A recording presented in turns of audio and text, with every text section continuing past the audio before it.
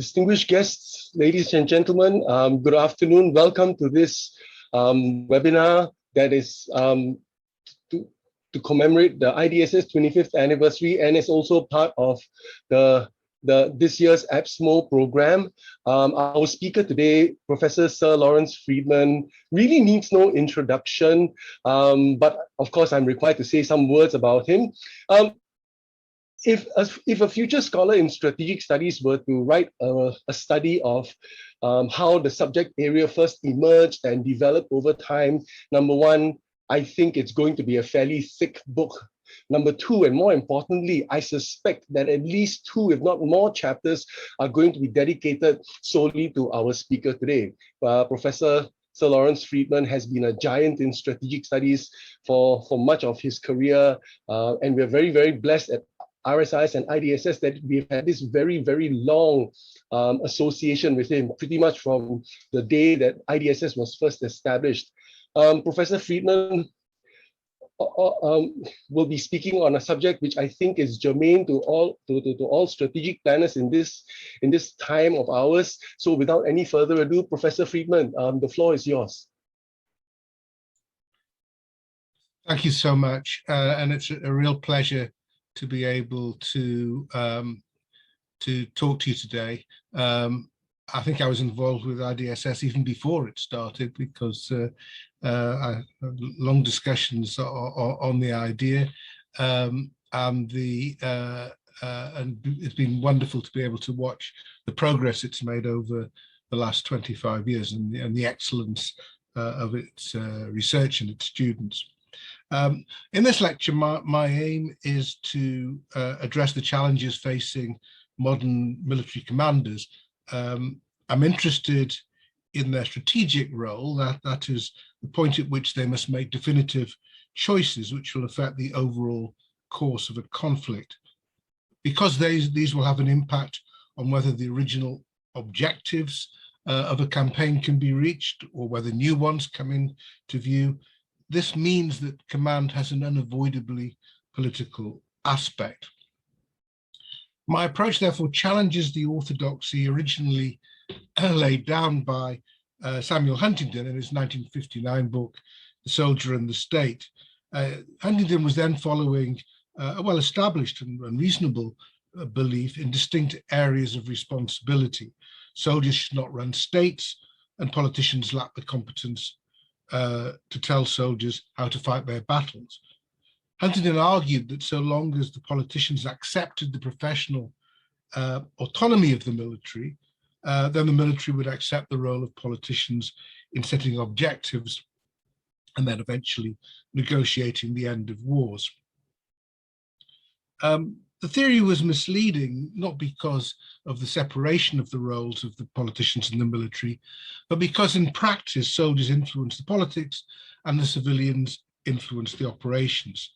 Civilians are bound to have an interest in how wars are being fought, not only because of the casualties incurred, but also because once the war has started, there are always further strategic choices to be made about where the weight of force is best applied and whether particular objectives can even be attained. It might not always be wise or prudent for a politician to take an active interest in operational decisions, but it's not improper.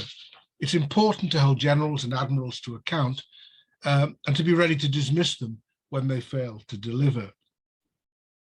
Commanders don't always find it easy to accept a subordinate role, especially when dealing with politicians who appear ignorant about military affairs.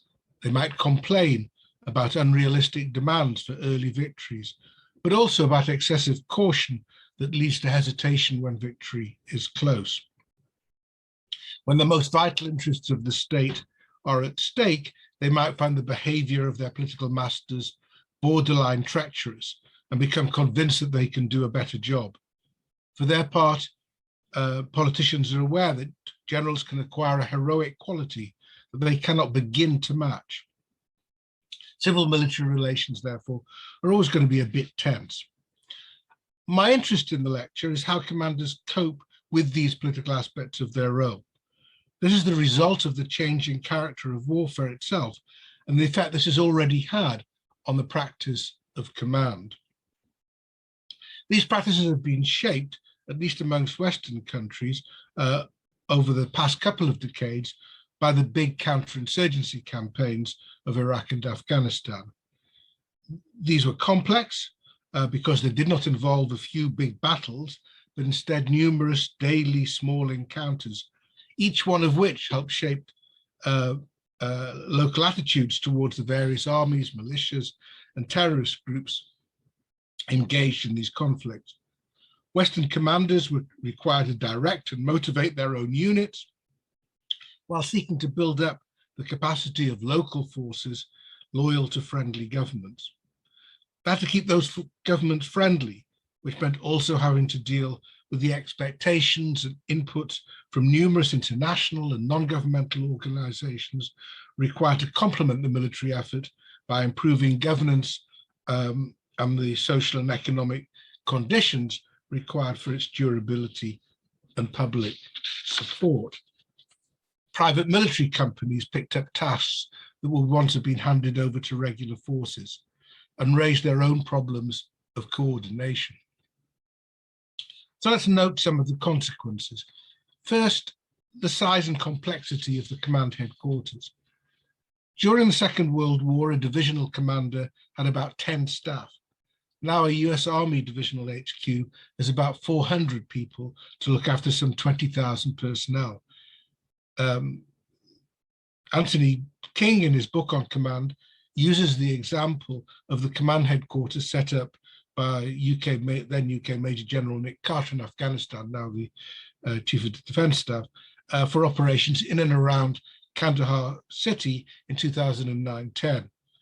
The area of responsibility for his Combined Joint Task Force was 78,000 square miles, where some 4.2 million people lived.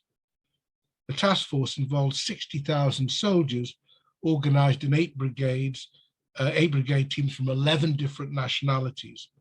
There were 800 personnel in the headquarters staff, of which around a quarter were on the intelligence side because there was a lot of disparate bits of information coming in.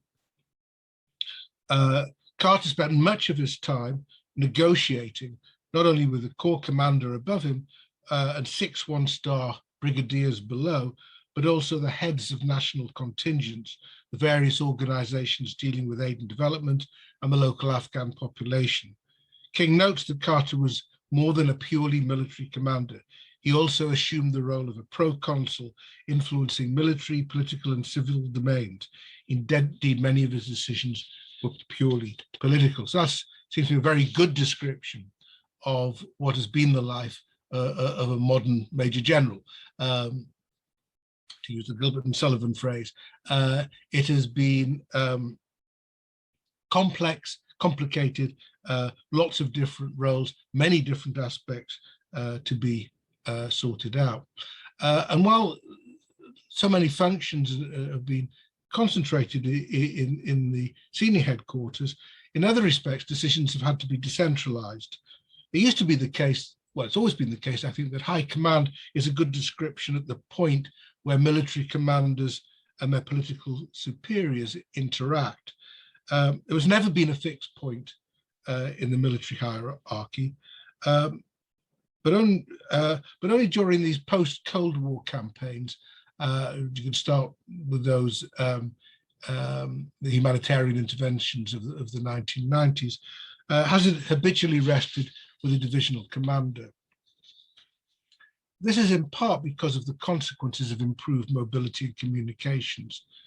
I've already noted armies have become much more spread out than before. Thus, the space that held 2 American Civil War armies of 200,000 men in 1863 would have been controlled by a reinforced mechanized battalion, some 1,000 strong, during the 1991 war against Iraq. In Afghanistan, more recently, a similar area would be controlled by a company of fewer than 100 soldiers. Reflecting this decentralizing trend, during the 1990s, there was talk of a strategic corporal, able to make well-reasoned and independent decisions under extreme stress. Decisions, it was noted, that will likely be subject to the harsh scrutiny of both the media and the court of public opinion. The strategic corporal would be aware that actions would potentially influence not only the immediate tactical situation, but the operational strategic levels as well, and so the outcome of a large operation. So this could be, for example, how to deal with a large and hostile group of demonstrators coming towards a small command post, where you would have to decide whether to, if it's possible to negotiate, whether to fire, whether to withdraw, or whatever. This could be an awful lot to ask of a young person, possibly facing their first severe operational test. This may be changing. There's now a tendency for more centralization, with far better intelligence on what is going on in and around the battle space, and with instantaneous communications. It's now much easier for junior officers to check with their superiors, and that indeed may discourage initiatives, although some decisions will still have to be taken before there is an opportunity for a conversation.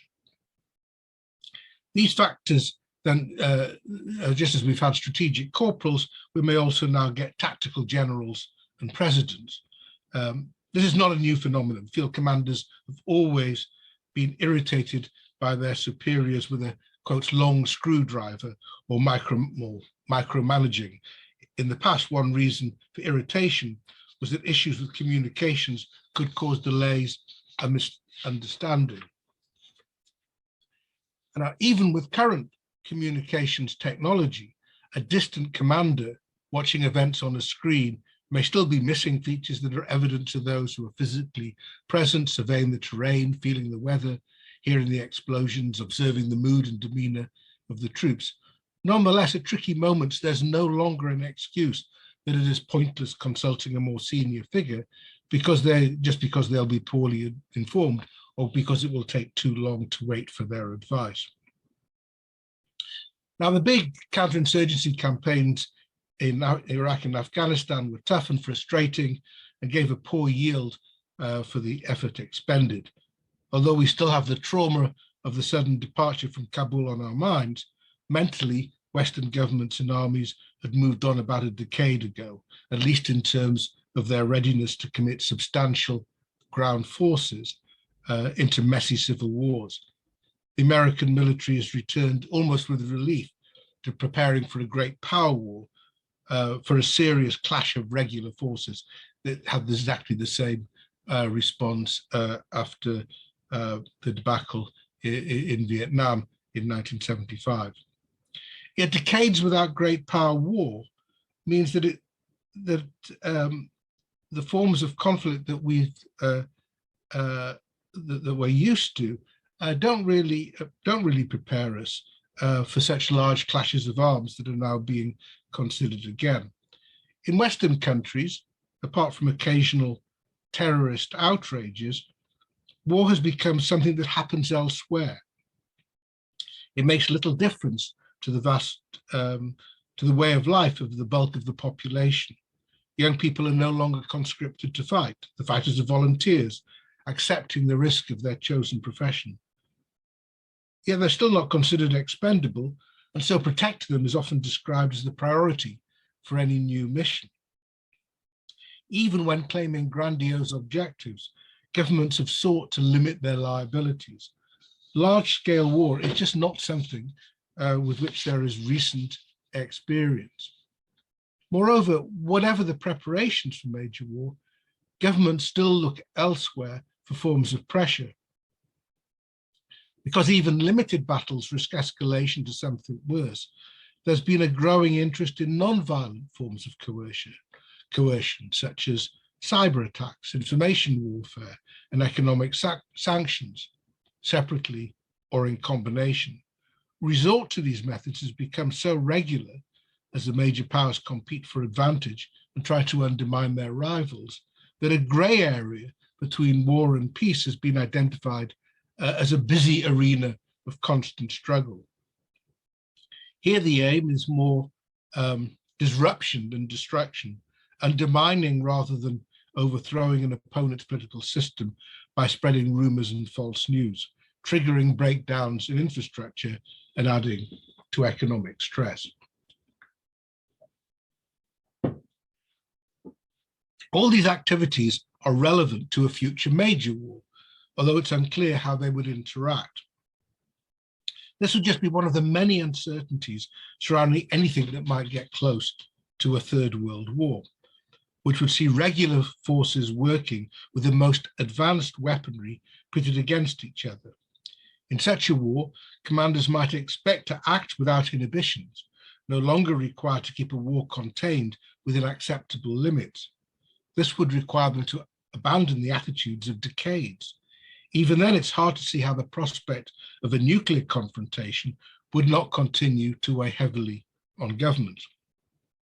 Unless a credible way is found to win a nuclear war, the calculations that encouraged caution in the past are unlikely to change. Could there be confidence that a fierce and intensive conventional war, presented as a cataclysmic struggle for world domination, could somehow be fought without escalation?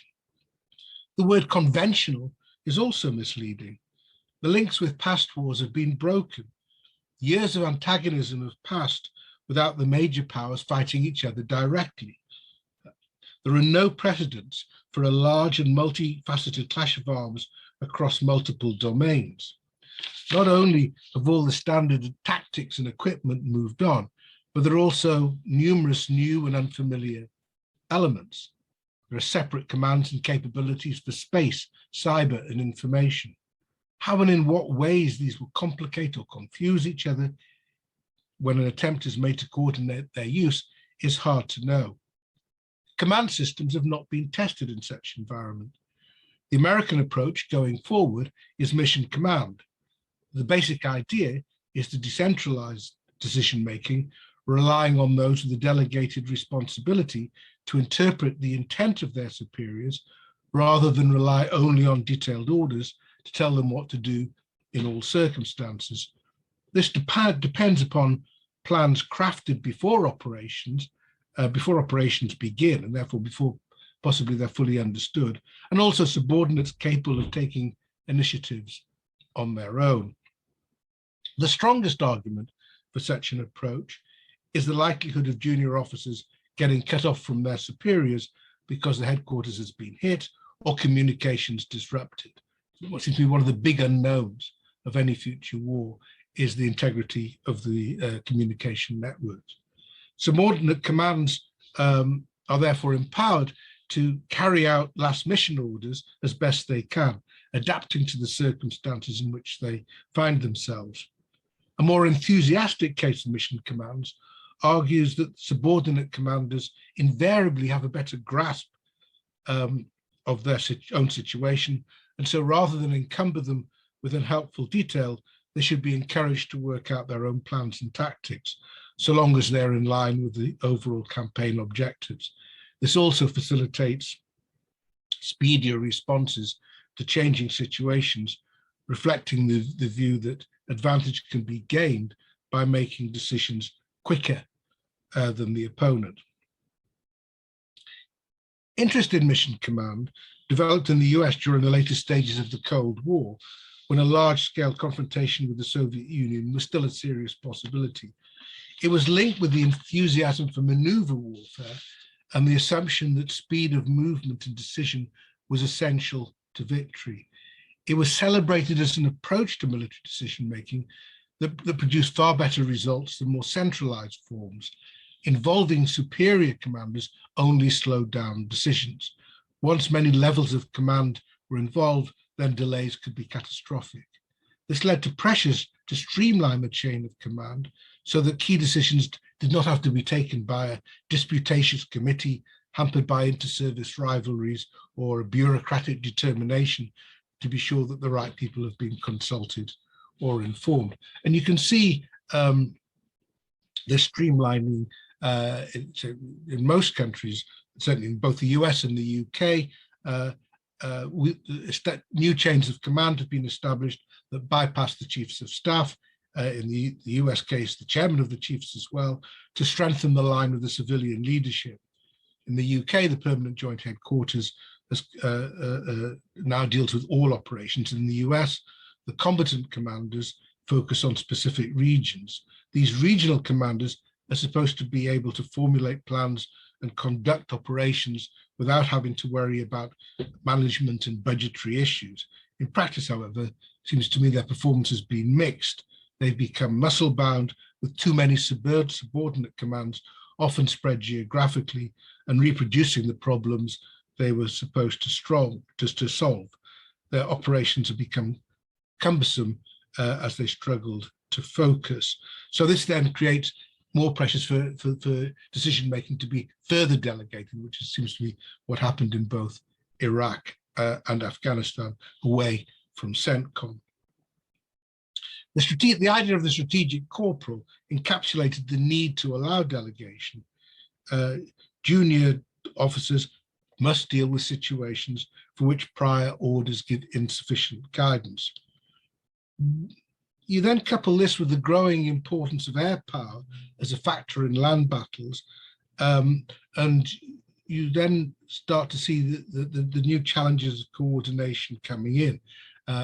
Forward air controllers have become vital for calling in airstrikes, and they've had to do this when targets are moving quickly and when there's a risk to civilians. It seems to me this is a consequence of a precision-guided munition, so it really starts in the early 1970s, but has developed a lot since, because before that, close air support was never sufficiently accurate. But as soon as it became more accurate, then the role of forward air controllers became more important. This tendency, which, as I say, has been underway for about 50 years now, has been complicated by two other developments. The first is the ability to take advantage of drones, which are operated remotely to track high-value targets and disrupt terrorist groups by assassinating key figures. This really has encouraged the tactical president because of the political sensitivity of killing individuals without attempts to arrest them or putting them through any judicial process. Drone strikes became a feature of Barack Obama's presidency, as they provided a way of avoiding more quagmires on land while showing that he could be tough on terrorists. Perhaps because of his loyalty instincts, he wanted to use the time made available by the drone's ability to loiter above its target to be sure that this was an appropriate target and that collateral damage would be limited. Critics charged that this made assassinations too easy and that there were still too many civilian casualties and that the actual benefits were uncertain. I think over time Obama came to agree, and the numbers of these strikes declined, although they picked up again under Donald Trump. The second development is not new, but has become more pronounced in recent times. The determination by Western governments to reduce their exposure to land battles by relying on indigenous forces to do the bulk of the fighting, fortified by Western air support and special forces, has meant that there has been a division of labor between the forces of different countries. The use of indigenous forces has come to be described as proxy wars. This seems to be an unhelpful terminology. These forces were the forces of the local forces were rarely there just to do the bidding of external forces. Their interests might coincide, but they always had their own agendas. In terms of command practices, what's striking is how the need to adapt to melding together local and outside forces has produced similar results in both the American actions against ISIS, say in the Battle of Mosul, where Iraqi forces and Kurdish Peshmerga provided the infantry, as it were, but also the Russian operation in Syria against forces opposed to President Assad, including ISIS, going on at about the same time in cities such as Aleppo. The similarities are quite striking. For the Americans, the battle against ISIS encouraged delegation of authority to field commanders. As local forces were providing the infantry, this required fusing command at the front so that air power could be employed effectively. For example, in Mosul, the Americans found that once the local ground force commander could authorize strikes without even having to go to a one-star for approval, then it was necessary to put a US advisor next to his partner Iraqi commander. This in turn allowed the Americans and other coalition members to gain a better understanding of the Iraqi chain of command and how well it was functioning. The leaders of the advisory teams had the capabilities as well as the authority to take initiatives. So this was an example of mission command. It was taken to demonstrate the importance of developing mutual trust between the advisors and the Iraqi units, but also ensuring there was sufficient capacity to act as the local commanders wished. But there were still limits. Somehow all the supporting functions, including intelligence, surveillance, cyber and information operations, and not just air support, had to be orchestrated at a higher level to support the Iraqi security forces in their close combat.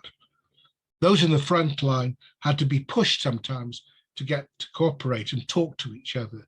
Instead of relying on the senior commanders to synchronize the different activities, individual units were told to self-synchronize.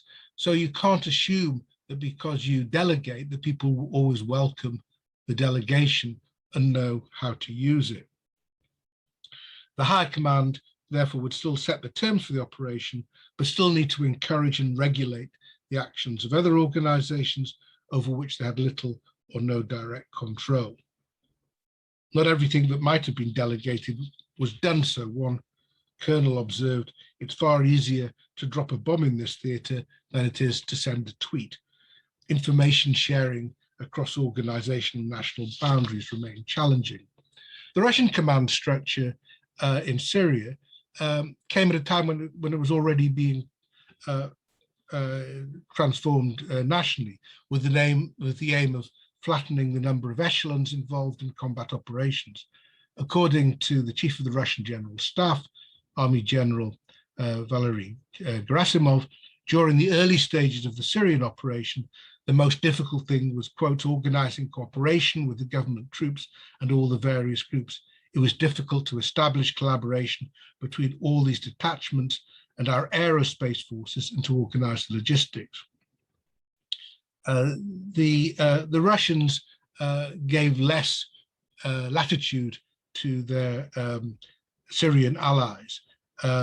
They were determined to ensure proper leadership for the Syrian army.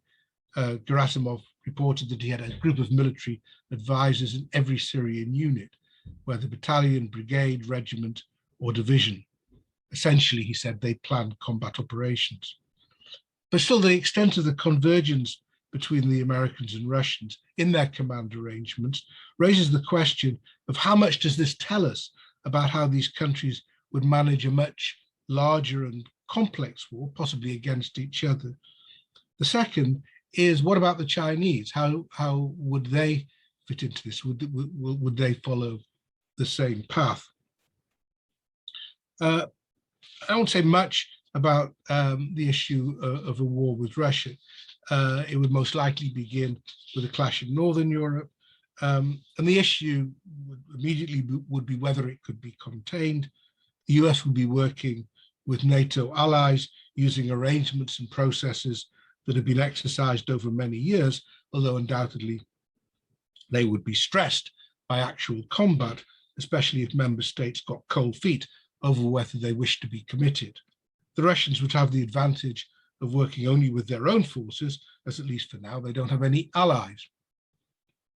We could therefore expect one key feature of their operation would be to encourage divisions within NATO so that the member states struggled to fight with it, to work together. Well, the one I want to move to is an Indo-Pacific contingency, say over Taiwan. The question of alliances would be present on the American, but not the Chinese side. But the initial weight of force against the Chinese Navy would be provided by the US Navy.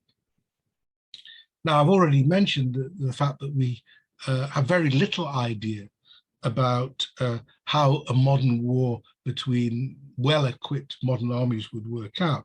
With the Chinese, you've got the added issue that they haven't really had any sort of major combat experience since 1979 with the war, with the incursion into Vietnam.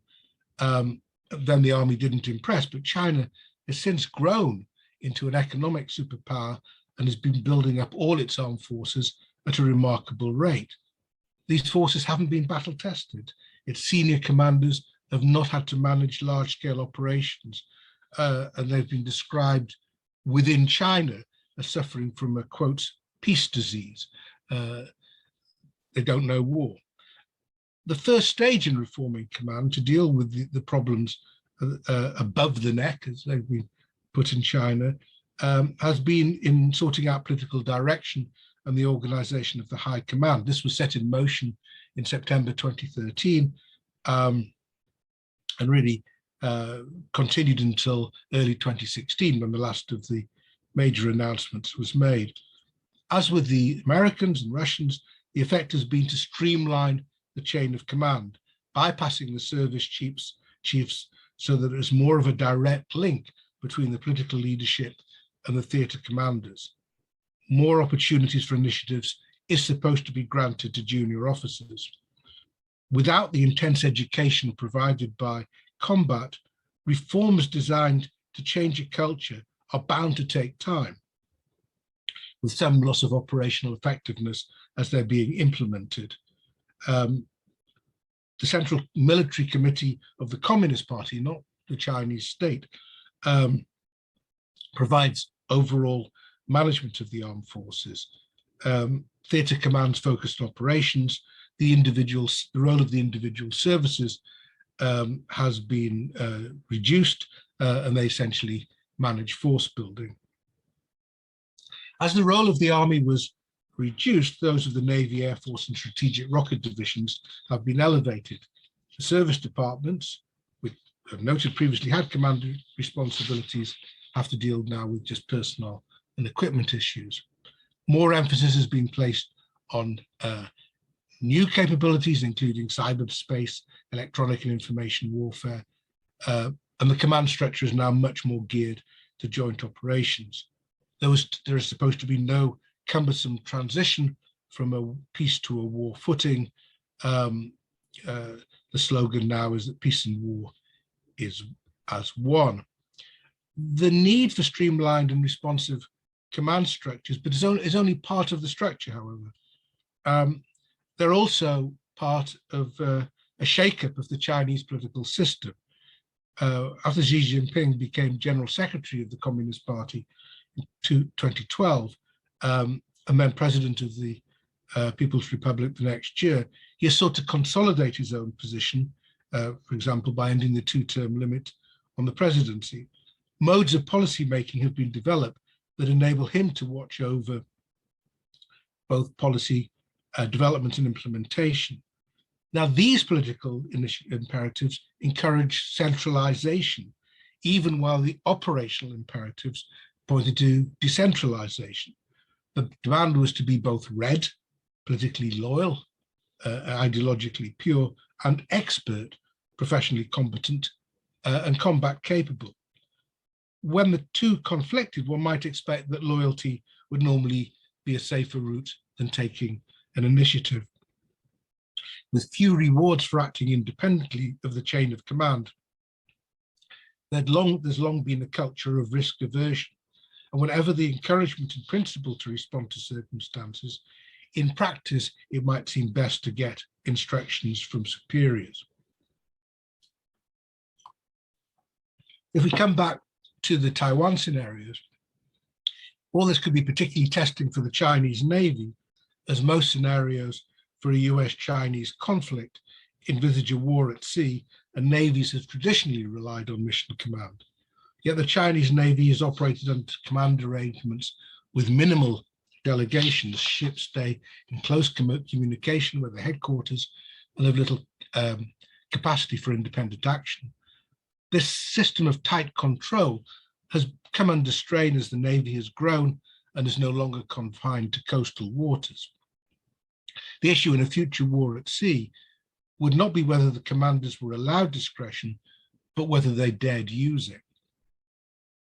For the US Navy, the challenge of a war at sea with China would be in the other direction.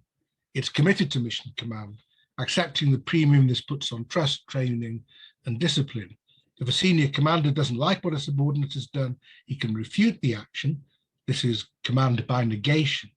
The strong heart preference embedded in Navy culture is to tell commanders what needs to be done so they can get on with it without waiting around to be told what to do. Confident in mission command, the US Navy has concentrated on increasing the capability of individual platforms and then spreading combat power out across long distances. But it's been a long time since the US Navy's primacy has been contested by any other Navy. It's emphasized offensive operations, striking targets on land, without having to focus hard on more defensive tasks. Once engaged with another large and capable Navy, issues of priorities and reserves would arise, which could well require an intervention by senior commanders. So again, these add to the uncertainties about how a future war would be conducted. The final question on the conduct of a future war, given all these uncertainties, is to ask whether new technologies might ease some of these challenges. In the 1990s, the remarkable improvements in sensing and communications technologies opened up the prospect that the fog of war would be dispelled and that there would be almost perfect situational awareness. As the next set of wars involved enemies that knew how to hide, whether in the country or in cities, and could merge with the civilian population, the fog of war sadly remained. Concealment, deception, and pure confusion were always present. Nonetheless, the ability to track developments on the ground and transmit information to all levels of command has improved dramatically. Vital intelligence is no longer scarce and is easily accessible. The ability to acquire, store, and process vast amounts of data is one reason why there is increasing interest in how artificial intelligence, AI, might transform the practice of warfare and the exercise of command. It will enable machines to support human decision-making. Perhaps the machines might make the decisions themselves. Some types of operations already depend on handing over vital calculations to computers. Contrast how Fighter Command in the UK managed the Battle of Britain in 1940 with Israel's Iron Dome air defense system. In 1940, radars, the most advanced sensors of their time, backed up by spotters on the ground, provided vital information about incoming attacks, processed by a command center that would send urgent messages to units to scramble to get their aircraft in the air and take on the invaders. With the Iron Dome, the trajectory of incoming rockets is tracked. Those likely to hit nothing of importance are left alone, as interceptor missiles are directed to those that threaten real danger. So they perform exactly the same tasks as Fighter Command HQ, but in seconds rather than in minutes. For offensive operations, the current expectation is that opponents will be caught by swarms of autonomous vehicles coming together, destroying potential targets almost as soon as they're picked up. With AI, numerous distributed units can be coordinated and directed. They can acquire and analyze a massive information from disparate sources and make sense of a developing situation, or send off lethal weapons to maneuver and fire on their own without requiring further human intervention. With humans, mission command depends on forging bands of understanding and comradeship while developing trust, With AI, this all becomes simpler. Get the algorithms right, and the best way to achieve the commander's intent with the available systems will be computed in a matter of seconds. A machine commander and a human commander, however, are very different. Machines cannot lead by their brave example, act on hunches, or explain the rationales for their decisions to humans. They have no moral sense or personal fear. They might be able to manage multiple tasks, yet struggle to switch to a wholly new endeavor. Moreover, because AI is about machine learning, situations with many new features can spook the machine commander. As with a human commander, past experience will still inform future expectations. Machines learn through pattern recognition, label matching, and data classification. If new data fails to match what it has been trained to receive and act upon, it can become confused. Unlike a human commander, a machine commander may fail to attach significance to a few odd points in incoming data, which would attract human curiosity. Anomalous data may lead to perverse decisions. Thus, the complexity and confusion of a future battlefield, as targets disperse and deceive, can leave a machine commander as baffled as a human commander, but without the ability to reappraise the situation or the restraint to hold back. There will always be questions. If you just imagine if you're entering into a major war with all of these untried systems, there's always going to be questions about whether the systems will work as intended, especially those that have not yet been tested in battle conditions and are up against enemy systems designed to confuse and disrupt their efforts.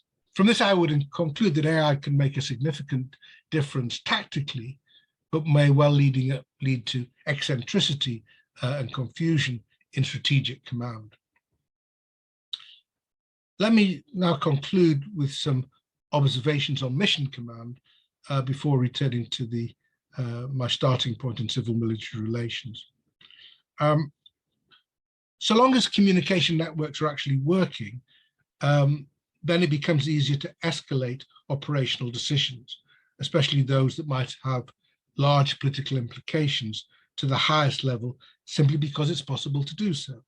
In recent years, senior commanders have spent hours looking at the images coming back from drones, consulting with legal advisors on whether an individual, perhaps a suspected terrorist, should be killed. They can also look over the shoulders of field commanders as they're making critical choices while fulfilling some mission.